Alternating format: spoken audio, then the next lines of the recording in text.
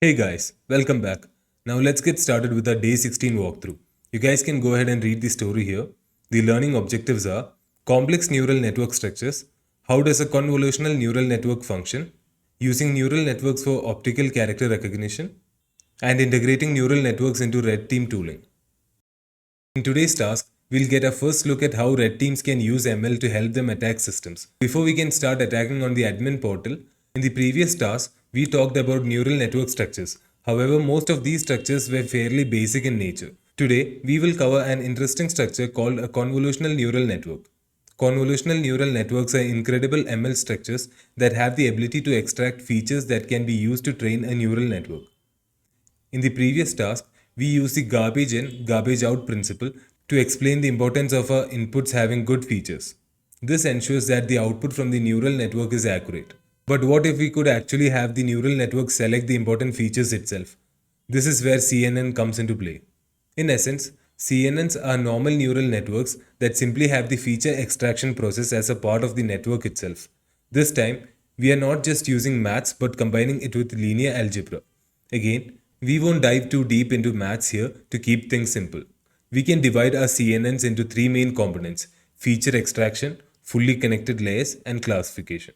We have actually already covered the last two components in the previous task, a simple neural network structure.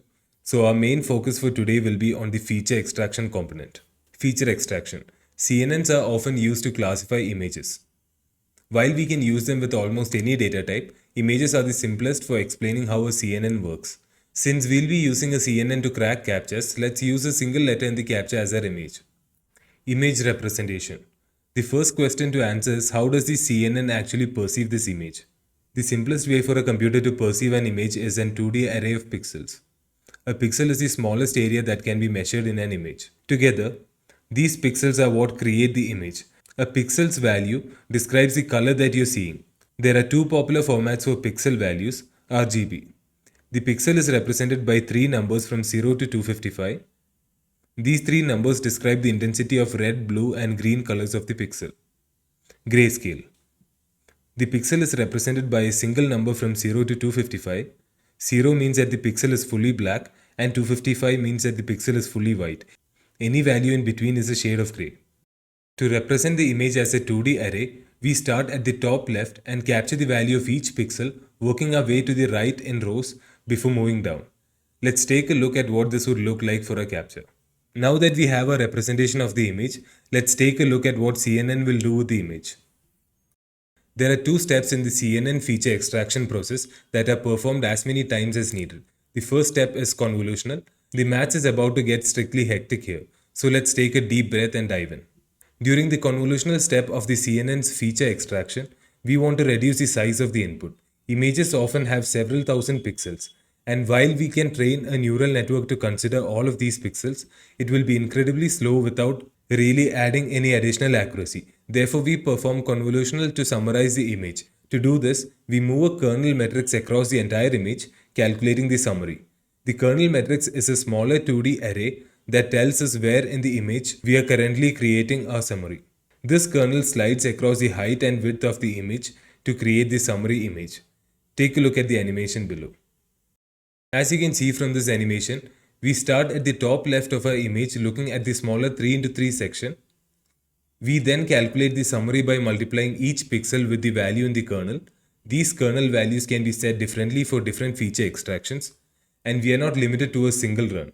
The values of these kernels are usually randomized at the start and then updated as the network is busy training.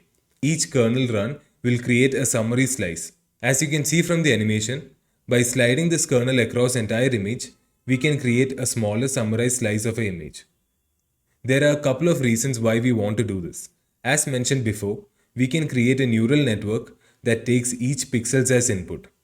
But this would be an incredibly large network without improved accuracy.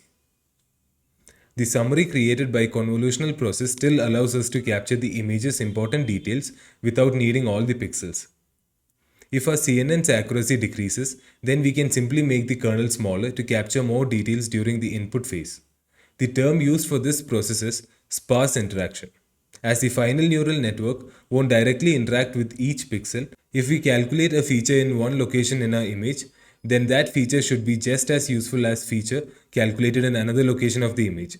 Making use of the same kernel to determine the summary slice means this condition is met. If we update the weights in one of our kernels, it will alter the summary for all pixels. This results in something called property of equivalence to translation. Simply put, if we change the input in a specific way, the output will also get changed the same way.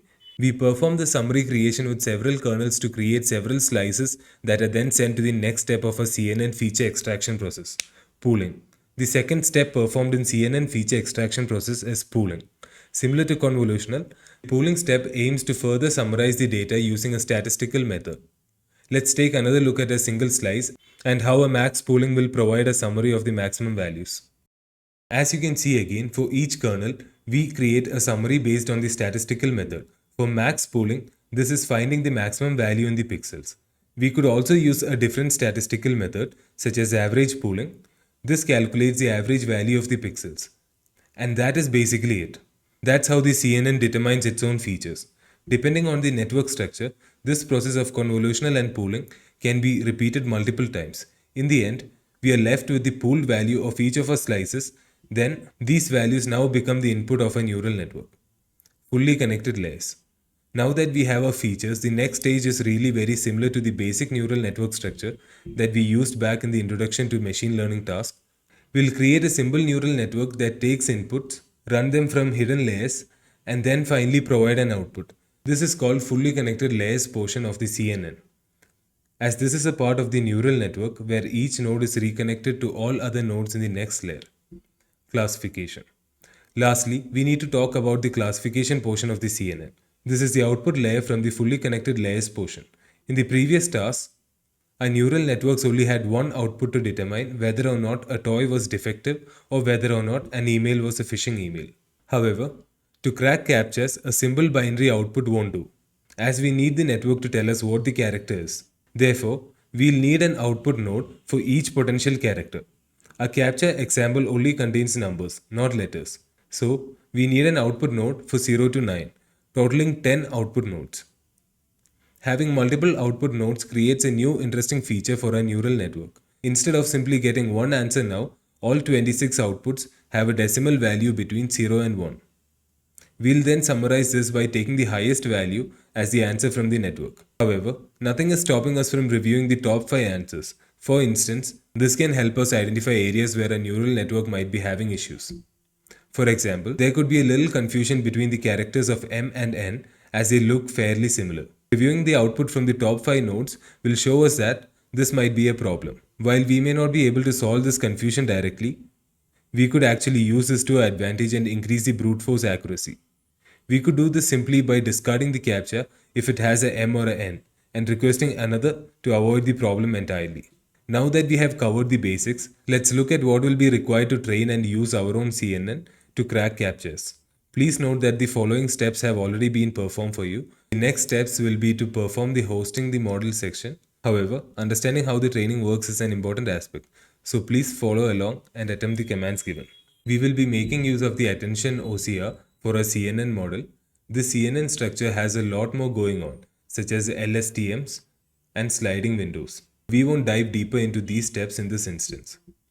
The only thing to note is that we have a sliding window which allows us to read one character at a time instead of having to solve the entire CAPTCHA in one go.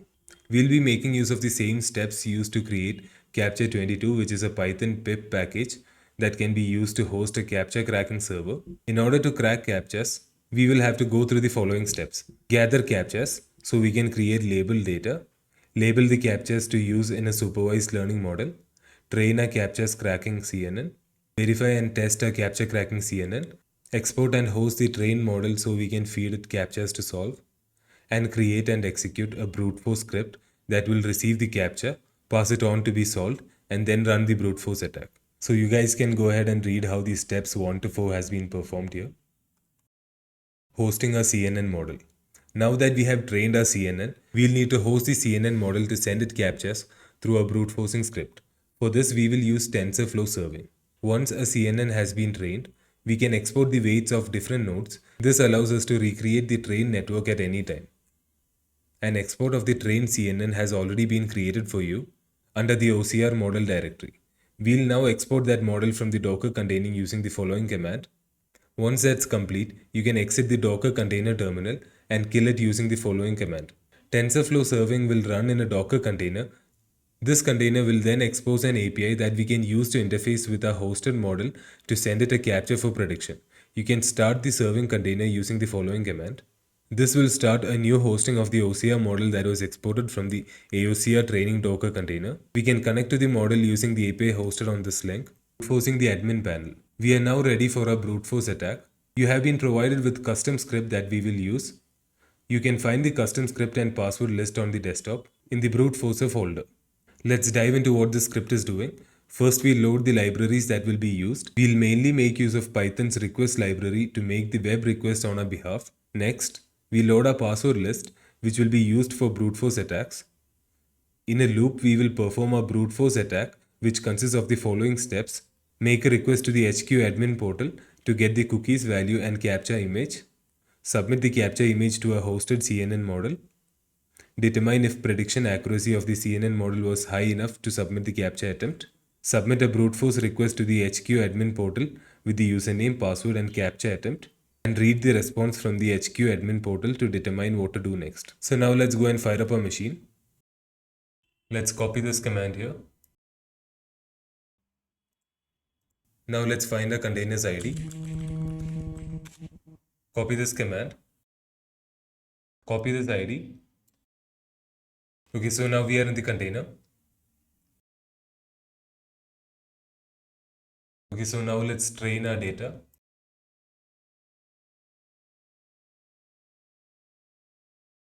So now let's test the CNN by running this command.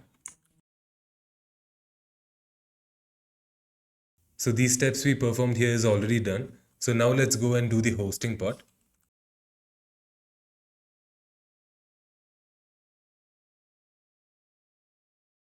Let's copy the container ID. So now to start the TensorFlow serving, let's copy this command. Now let's open another terminal. So now let's run the brute forcer.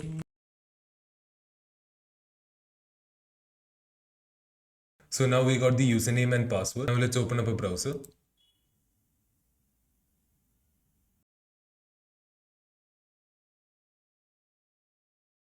Okay, so now we got the flag here.